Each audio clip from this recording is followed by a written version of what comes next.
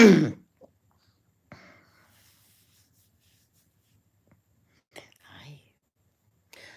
Good morning, everybody.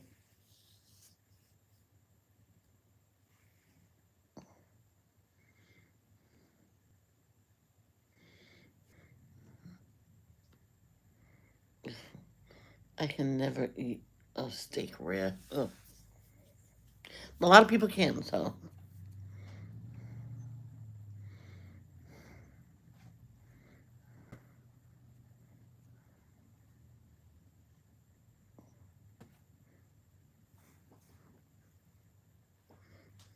Good morning. It's devotion time, and Michelle. Thank you. Look at my foot. I don't know why. I find it soothing.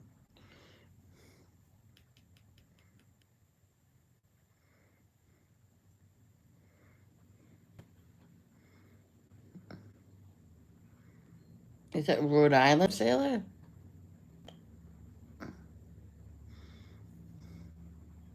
That's. I'm gonna just click on this video, so it'll be in. Recently watched, so I can go back and watch it.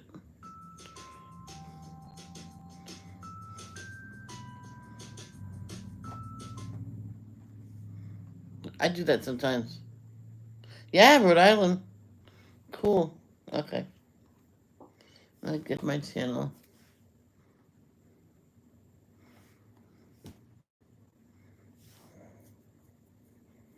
Good morning, good morning, good morning. It's a bright and sunshiny day because Carol's here. Ah! Carol, go along.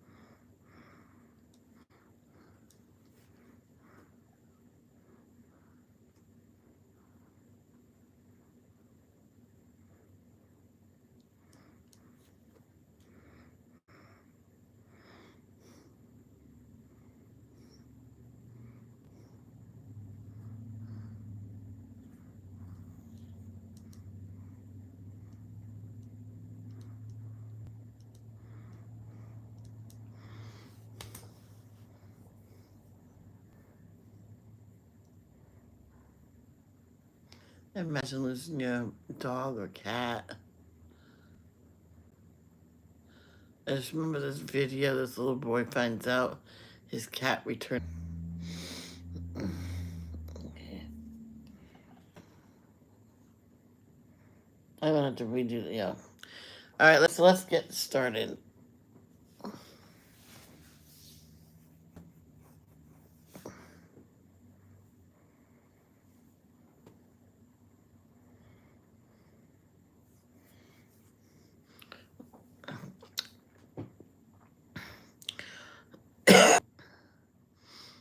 Our Father in heaven, may your name be kept holy.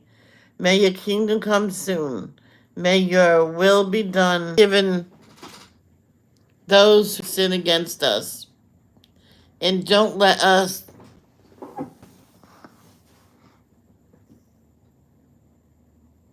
yield to temptation, but rescue us from the evil one. I thought you wanted to be picked up.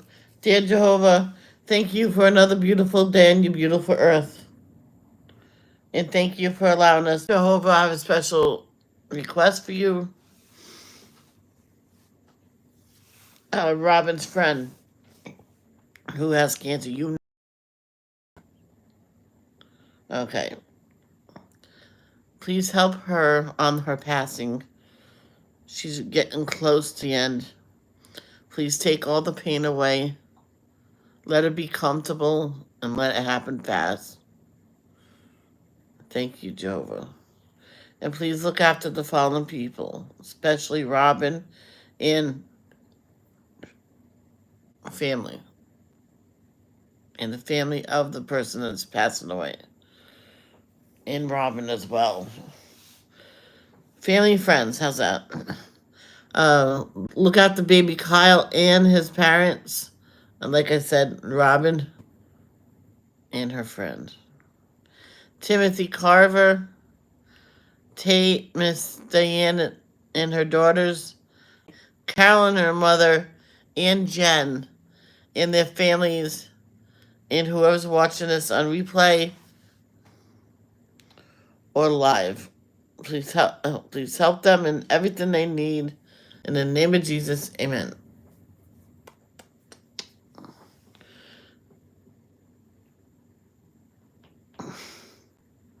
So what we're going to do today is listen to the book Ecclesiastes. Yeah, just listen to it. See, here it is right here. Oop. These are the words of the teacher, King David's son, who ruled in Jerusalem. Everything is meaningless. Everything is meaningless, says the teacher. Completely meaningless. What do people get for all their hard work under the sun? Generations come and generations go. But the earth never changes. The sun rises and the sun sets, then hurries around to rise again. The wind blows south and then turns north. Around and around it goes, blowing in circles. Rivers run into the sea, but the sea is never full. Then the water returns again to the rivers and flows out again to the sea. Everything is wearisome beyond description. No matter how much we see, we are never satisfied. No matter how much we hear, we are not content. History merely repeats itself. It has all been done before. Nothing under the sun is truly new. Sometimes people say, here is something new, but actually it is old. Nothing is ever truly new. We don't remember what happened in the past, and in generations, no one will remember what we are doing now. The teacher speaks the futility of wisdom. I, the teacher, was king of Israel, and I lived in Jerusalem. I devoted myself to search for understanding and to explore by wisdom everything being done under heaven. I soon discovered that God has dealt a tragic existence to the human race. I observed everything going on under the sun, and really, it is all meaningless, like chasing the wind. What is wrong cannot be made right. What is missing cannot be recovered. I said to myself, look, I am wiser than any of the kings who ruled in Jerusalem before me. I have greater wisdom and knowledge than any of them. So I set out to learn everything from wisdom to madness and folly. But I learned firsthand that pursuing all this is like chasing the wind. The greater my wisdom, the greater my grief. To increase knowledge only increases sorrow.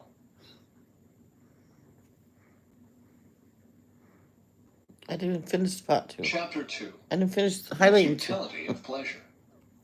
I said to myself, come on, let's try pleasure. Let's look for the good things in life. But I found that this too was meaningless. So I said, laughter is silly. What good does it do to seek pleasure? After much thought, I decided to cheer myself with wine.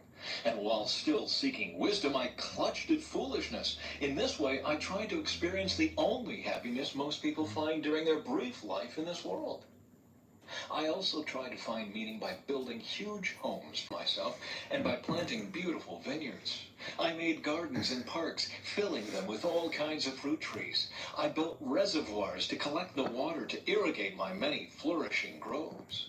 I bought slaves, both men and women, and others were born into my household. I also owned large herds and flocks. I hired wonderful singers, both men and women, and had many beautiful concubines. I had everything a man could desire. So I became greater than all who had lived in Jerusalem before me, and my wisdom never failed me. Anything I wanted, I would take. I denied myself no pleasure. I even found great pleasure in hard work, a reward for all my labors. But as I looked at everything I had worked so hard to accomplish, it was all so meaningless. Like chasing the wind, there was nothing really worthwhile anywhere. The wise and the foolish. So I decided to compare wisdom with foolishness and madness, for who can do this better than I, the king? I thought, wisdom is better than foolishness, just as light is better than darkness. For the wise can see where they are going, but fools walk in the dark. Yet I saw that the wise and the foolish share the same fate. Both will die. So I said to myself, since I will end up the same as the fool, what's the value of all my wisdom? This is all so meaningless. For the wise and the foolish both die. The wise will not be remembered any longer than the fool. In the days to come, both will be forgotten. So I came to hate life, because everything done here under the sun is so troubling. Everything is meaningless, like chasing the wind. The futility of work. I came to hate all my hard work here on earth, for I must leave to others everything I have earned. And who can tell whether my successors will be wise or foolish? Yet they will control everything I have gained, questioning the value of all my hard work in this world. Some people work wisely, with knowledge and skill, and must leave the fruit of their efforts to someone who hasn't worked for it. This, too, is meaningless, a great tragedy. So what do people get in this life for all their hard work and anxiety?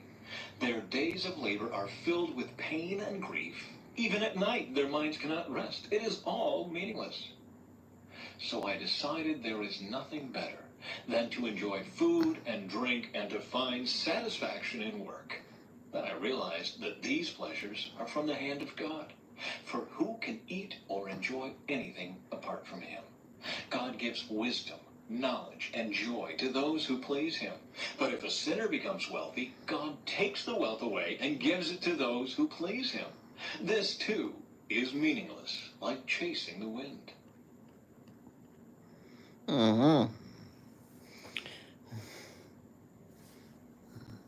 Chapter 3. A time for everything. For everything there is a season, a time for every activity under heaven. A time to be born and a time to die. A time to plant and a time to harvest. A time to kill and a time to heal. A time to tear down and a time to build up. A time to cry and a time to laugh. A time to grieve and a time to dance. To scatter stones and a time to gather stones. A time to embrace and a time to turn away. A time to search and a time to quit searching. A time to keep and a time to throw away. A time to tear and a time to mend. A time to be quiet and a time to speak. A time to love and a time to hate. A time for war and a time for peace. What do people really get for all their hard work? I have seen the burden God has placed on us all. Yet God has made everything beautiful for its own time. He has planted eternity in the human heart, but he the whole scope of God's work from beginning to end. So I concluded there is nothing better than to be happy and enjoy ourselves as long as we can. And people should eat and drink and enjoy the fruits of their labor, for these are gifts from God. And I know that whatever God does is final. Nothing can be added to it or taken from it. God's purpose is that people should fear him. What is happening now has happened before, and what will happen in the future has happened before, because God makes the same things happen over and over again. The injustices of life. I also noticed that under the sun there is evil in the courtroom. Yes, even the courts of law are corrupt. I said to myself, in due season, God will judge everyone, both good and bad, for all their deeds. I also thought about the human condition, how God proves to people that they are like animals. For people and animals share the same fate, both breathe and both must die. So people have no real advantage over the animals. How meaningless. Both go to the same place. They came from dust and they return to dust. For who can prove that the human spirit goes up and the spirit of animals goes down into the earth? So I saw that there is nothing better for people than to be happy in their work. That is why we are here. No one will bring us back from death to enjoy life after we die.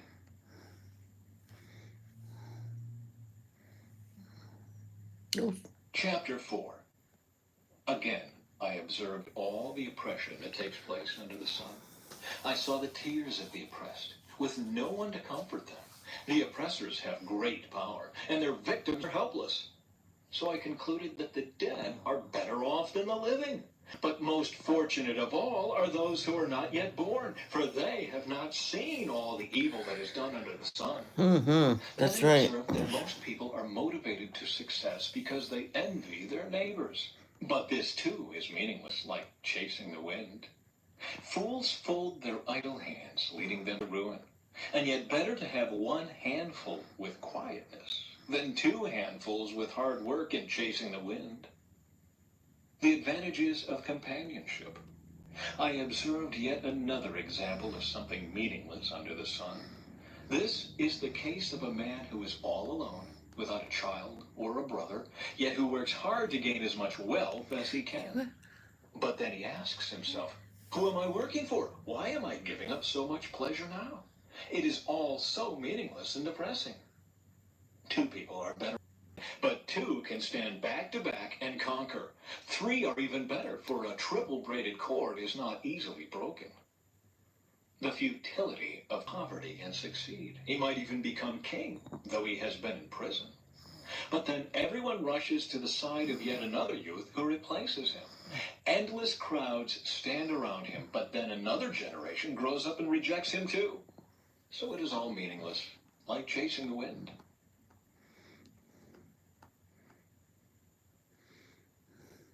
Chapter 5.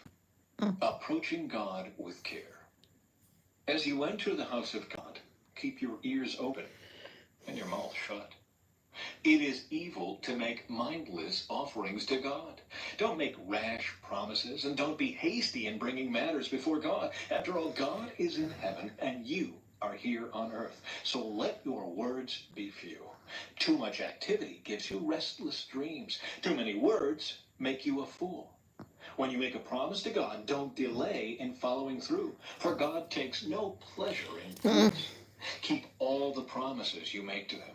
It is better to say nothing than to make a promise and not keep it. That's true. Don't let your mouth make you sin. And don't defend yourself by telling the temple messenger that the promise you made was a mistake. That would make God angry, and he might wipe out everything you have achieved. Talk is cheap, like daydreams and other useless activities. Fear God instead. The futility of wealth. Don't be surprised if you see a poor person being oppressed by the justice is being miscarried throughout the land. For every official is under orders from higher up, and matters of justice get lost in red tape and bureaucracy. Even the king milks the land for his own profit. Those who love money will never have enough. How meaningless to think that through your fingers.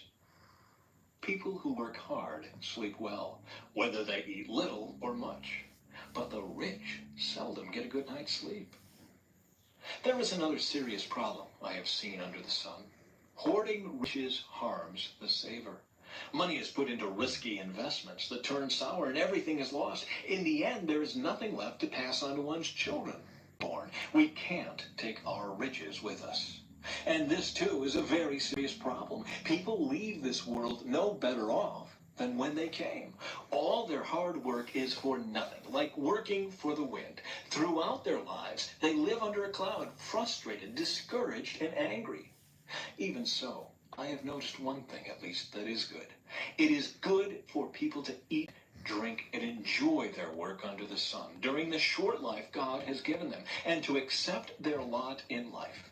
And it is a good thing to receive wealth from God and the good health to enjoy it. To enjoy your work and accept your lot in life, this is indeed a gift from God. God keeps such people so busy enjoying life that they take no time to brood over the past.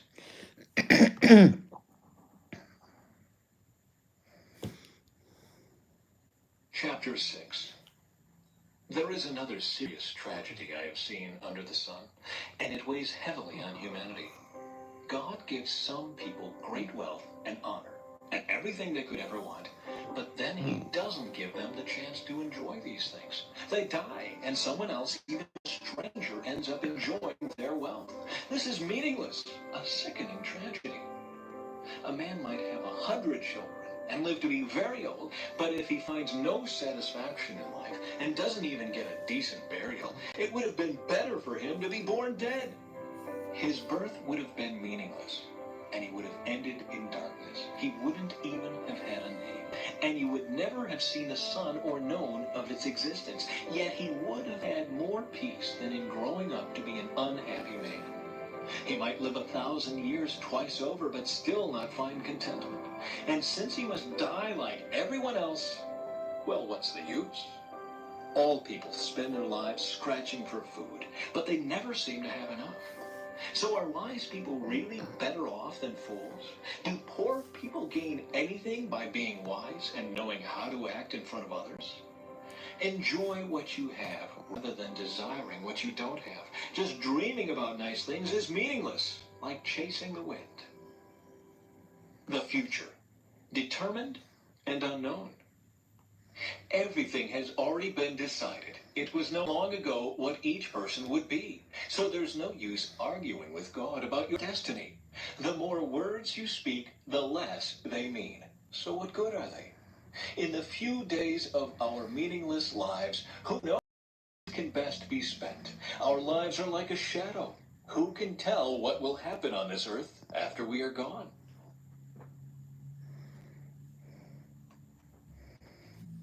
Chapter 7. Wisdom for life. A good reputation is more valuable than costly perfume, and the day you die is better than the day you are born. Better to spend your time at funerals than at parties. After all, everyone dies. A person thinks a lot about death, while a fool thinks only about having a good time. Better to be criticized by a wise person than to be praised by a fool. A fool's laughter is quickly gone, like thorns crackling in a fire. This also is meaningless. Extortion turns wise people into fools, and bribes corrupt the heart. Finishing is better than starting. Patience is better than pride. Control your temper, for anger labels you a fool. Don't long for the good old days. This is not wise. Wisdom is even better when you have money. Both are a benefit as you go through life. Wisdom and money can get you almost anything, but only wisdom can save your life. Accept the way God does things, for who can straighten what he has made crooked? Enjoy prosperity while you can, but when hard times strike, realize that both come from God. Remember that nothing is certain in this life. The limits of human wisdom. I have seen everything in this meaningless life, including the death of good young people and the long life of wicked people. So don't be too good or too wise. Why destroy yourself? On the other hand, don't be too wicked either. Don't be a fool. Why die before your time? Pay attention to these instructions, for anyone who fears God will avoid both extremes. One wise person is stronger than 10 leading citizens of a town. Not a single person on earth is always good and never sins. Don't eavesdrop on others. You may hear your servant curse you, for you know how often you yourself have cursed others. I have always tried my best to let wisdom guide my thoughts and actions. I said to myself, I am determined to be wise. But it didn't work. Wisdom is always distant and difficult to find. I searched everywhere, determined to find wisdom and to understand the reason for things. I was determined to prove to myself that wickedness is stupid and that foolishness is change. Those who are pleasing to God will escape her, but sinners will be caught in her snare. This is my conclusion, says the teacher. I discovered this after looking at the matter from every possible angle. Though I have searched repeatedly, I have not found what I was looking for. Only 1 out of 1,000 men is virtuous, but not one woman. But I did find this. God created people to be virtuous, but they have each turned to follow their own downward path.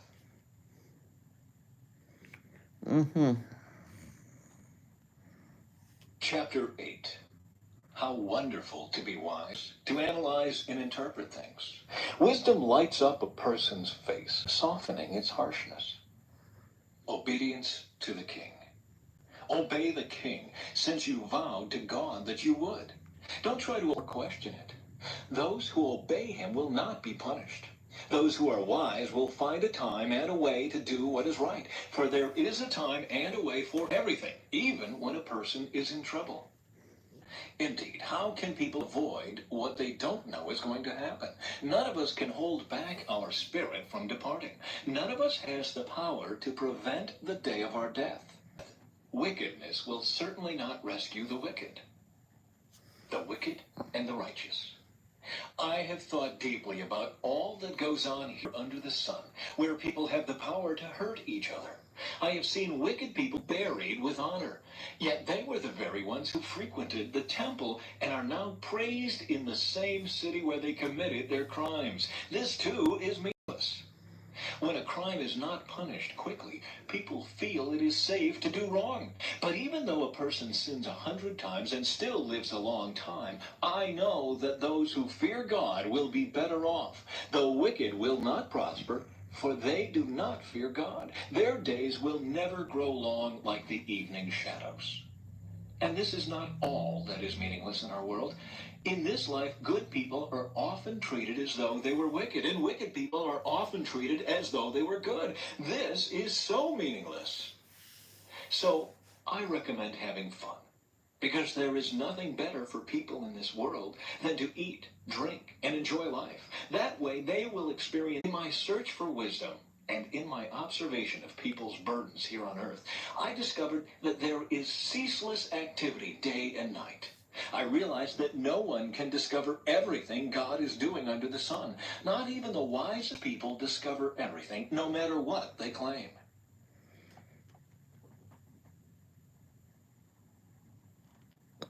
Chapter 9. Death comes to all. This, too, I carefully explored. Even though the actions of godly and wise people are in God's hands, no one knows whether God will show them favor. The same destiny ultimately awaits everyone, whether righteous or wicked, good or bad, ceremonially clean or unclean, religious or irreligious. Good people receive the same treatment as sinners, and people who make promises to God are treated like people. It seems so tragic that everyone under the sun suffers the same fate. That is why people are not more careful to be good. Instead, they choose their own mad course, for they have no hope. There is nothing ahead but death anyway. There is hope only for the living. As they say, it's better to be a live dog than a dead lion. The living at least know they will die, but the dead know nothing. They have no further reward, nor are they remembered. Whatever they did in their lifetime, loving, hating, envying, is all long gone. They no longer play a part in anything here on earth. So go ahead, eat your food with joy, and drink your wine with a happy heart, for God approves work or planning or knowledge or wisdom. I have observed something else under the sun. The fastest runner doesn't always win the race, and the strongest warrior doesn't always win the battle. The wise sometimes go hungry, and the skillful are not necessarily wealthy. And those who are educated don't always lead successful lives. It is all decided by chance, by being in the right place at the right time. People can never predict when hard times might come. Like fish in a net or birds in a trap, people are caught by sudden tragedy. Thoughts on wisdom and folly. Here is another bit of wisdom that has impressed me as I have watched the way our world works. There was a small town with only a few people, and a great king came with his army and besieged it. A poor, wise man knew how to save the town, and so it was rescued. But afterward, no one thought to thank him. So even though wisdom is better than strength, those who are wise will be despised if they are poor. What they say will not be appreciated for long. Better to hear the quiet words of a wise person than the shouts of a foolish king. Better to have wisdom than weapons of war, but one sinner can destroy much that is good.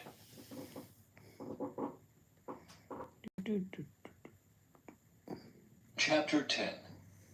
As dead flies cause even a bottle of perfume to stink, so a little foolishness spoils great wisdom and honor. A wise person chooses the right road, a fool takes the wrong one. You can identify fools just by the way they walk down the street. If your boss is angry at you, don't quit. A quiet spirit can overcome even great mistakes. The ironies of life. There is another evil I have seen under the sun.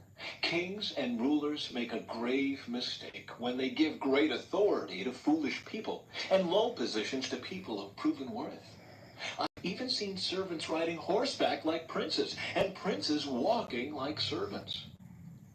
When you dig a well, you might fall in. When you demolish an old wall, you could be bitten by a snake. When you work in a quarry, stones might fall and crush you. When you chop wood, there is danger with each stroke of your axe. Using a dull axe requires great strength, so sharpen the blade. That's the value of wisdom. It helps you succeed. If a snake bites before you charm it, what's the use of being a snake charmer? Wise words bring approval, but fools are destroyed by their own words. Fools base their thoughts on foolish assumptions, so their conclusions will be wicked madness. They chatter on and on. No one really knows what is going to happen. No one can predict the future. Fools are so exhausted by a little work that they can't even find their way home. What sorrow for the land ruled by a servant, the land whose leaders feast in the morning. Happy is the land whose king is a noble leader, and whose leaders feast at the proper time to gain strength for their work, not to get drunk. Laziness leads to a sagging roof. Idleness leads to a leaky house. A party gives laughter, wine gives happiness, and money gives everything. Never make light of it, even in your thoughts, and don't make fun of the powerful, even in your own bedroom, for a little bird might deliver your message and tell them what you said. Send your grain across Sorry, the that sea, was my alarm. and in time profits will flow back to you. But divide your investments among many places, for you do not know what risks might lie ahead. When clouds are heavy, the rains come down. Whether a tree falls north or south, it stays where it falls. Farmers who wait for perfect weather never plant. If they watch every cloud, they never harvest. Just as you cannot understand the path of the wind or the mystery of a tiny baby growing in its mother's womb, so you cannot understand the activity of God who does all things. Plant your seed in the morning and keep busy all afternoon, for you don't know if profit will come from one activity or maybe both. Advice for young and old. Light is sweet. How pleasant to see a new day dawn. To come is meaningless. Young people, it's wonderful to be young. Enjoy every minute of it. Do everything you want to do. Take it all in. But remember that you must give an account to God for everything you do. So refuse to worry and keep your body healthy. But remember that youth, with a whole life before you, is meaningless. Yes. One more. Last one. Don't let the excitement of youth cause you to forget your Creator. Honor Him in your youth before you grow old and say, life is not pleasant anymore. Remember Him before the light of the sun, moon, and stars is dim to your old eyes, and rain clouds continually darken your sky. Remember Him before your legs, the guards of your house, start to tremble, and before your shoulder. Now you rise at the first chirping of the birds, but then all their sounds will grow faint. Him before you become fearful of falling, and worry about danger in the street. Seriously?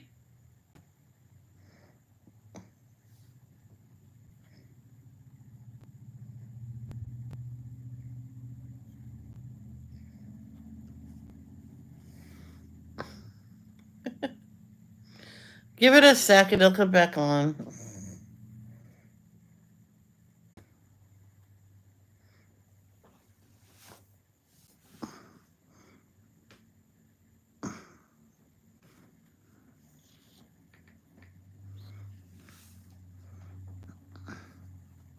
No, it's not gonna come back on. Hold on. No, that needs a charge.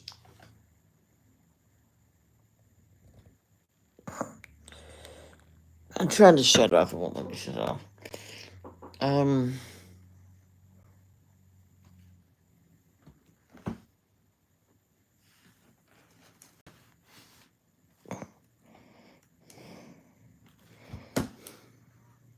Chapter 12. Don't let the excitement of youth cause you to forget your Creator. Honor Him in your youth before you grow old and say, life is not pleasant anymore.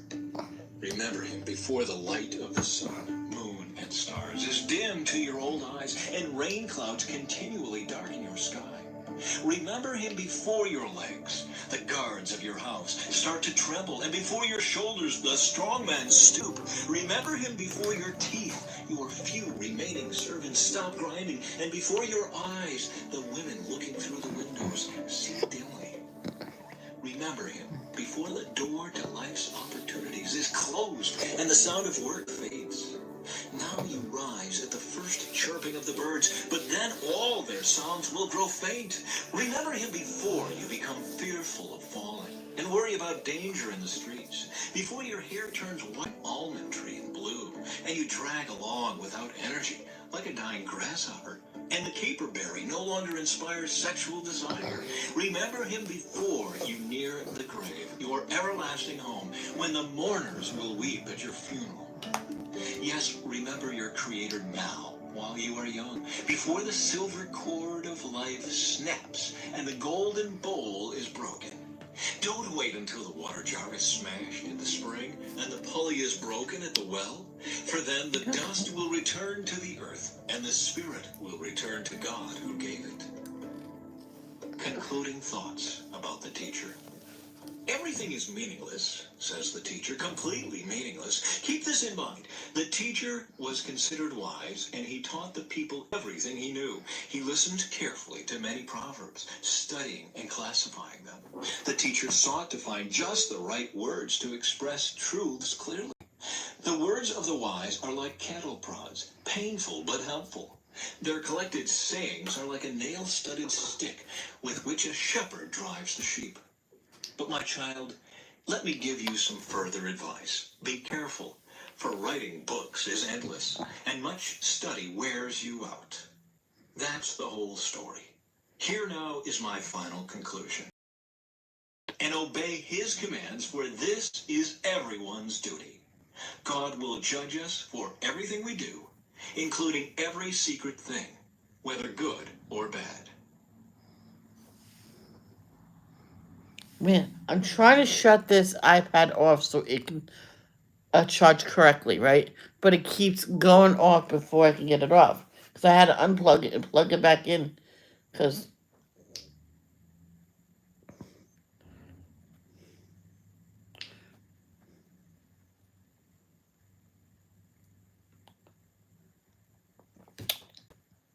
it did it again. I'll eventually get it. I'm determined. Like I used to read that word as, uh, how did I say it? Do you mind? Okay, so we're gonna listen. We're gonna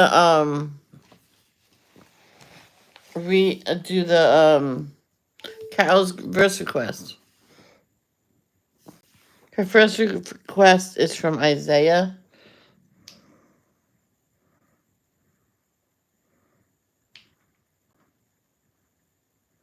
Hold on. Hallelujah! I think I got it. So we're gonna go to Isaiah chapter 43. Verses 16 and 21.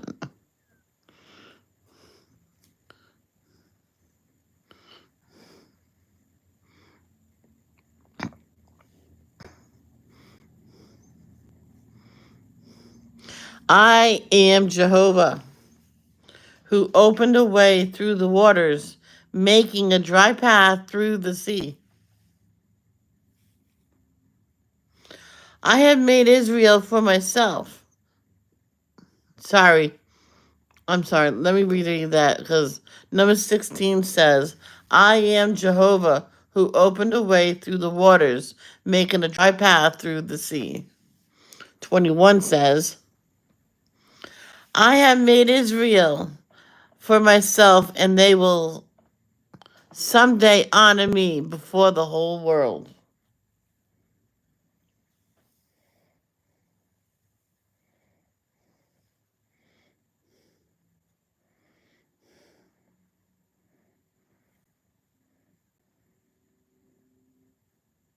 Hold on.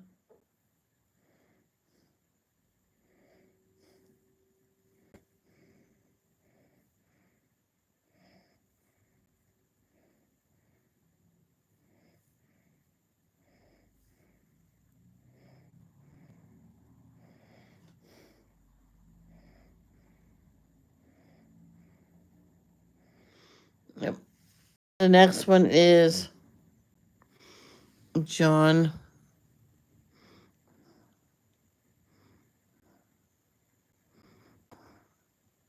chapter 8, verses 12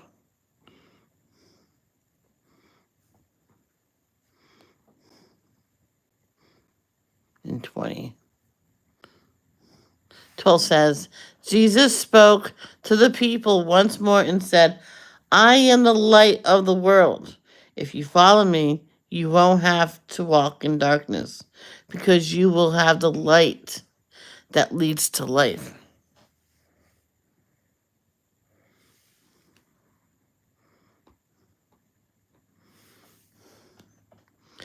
Number 20 says, Jesus made these statements while he was teaching in the section of the temple known as the treasury, but he was not arrested because his time had not yet come. hmm Let me tell her something. Keep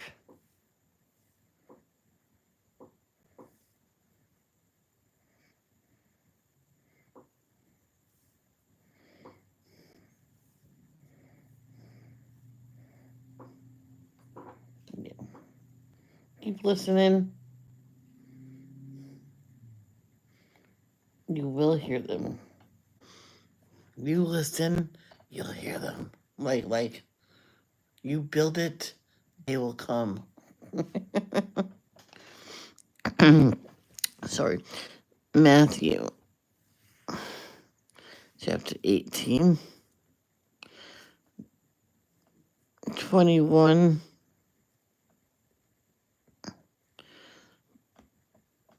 35.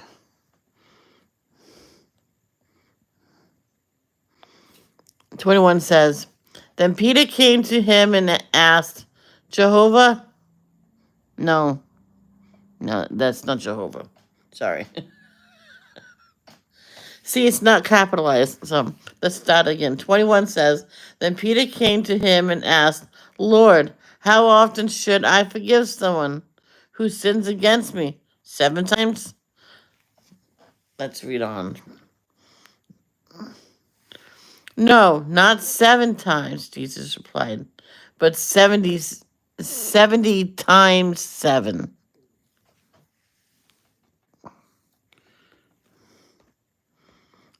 35 says, That's why my heavenly Father will do to you if you refuse to forgive your brothers and sisters from your heart. Must forgive. I didn't read all 3. I hear them all 3. No, you didn't. Carol.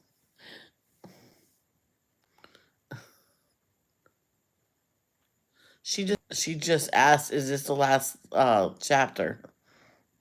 She just said it.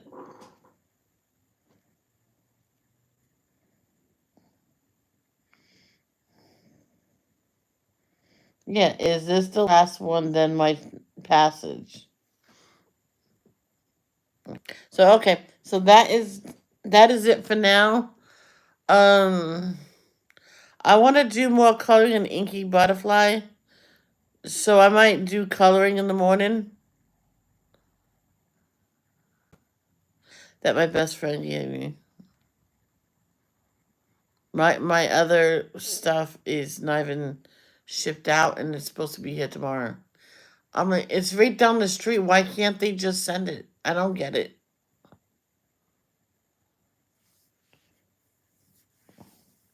I don't get it. But anyway, all right. I will see you later. I'm gonna get some breakfast. I'll give the puppy more milk. It will work. It did last time. I gave her milk. She went good. Of course, it was inside, but I seen her. She was crouching, and I grabbed her and put her on the pee pad, and she almost didn't do it. She says, "No, no, go poo," and she did it right. She doesn't like you watching her when she does it. That's why sometimes she don't do nothing when I'm out there. I went, okay, oh, I'm not looking. I'm not looking, but I have to make sure she does it. So I will see you later. Love, don't judge.